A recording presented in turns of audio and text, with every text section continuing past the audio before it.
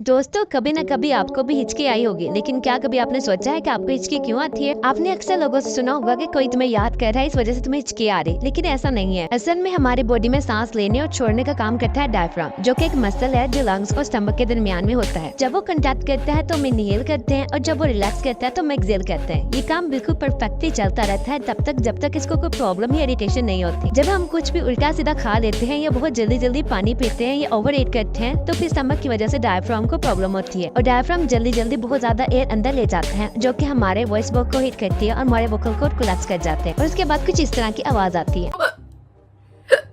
अगर वीडियो अच्छी लगी हो तो मेरे चैनल को लाइक शेयर सब्सक्राइब जरूर कीजिएगा।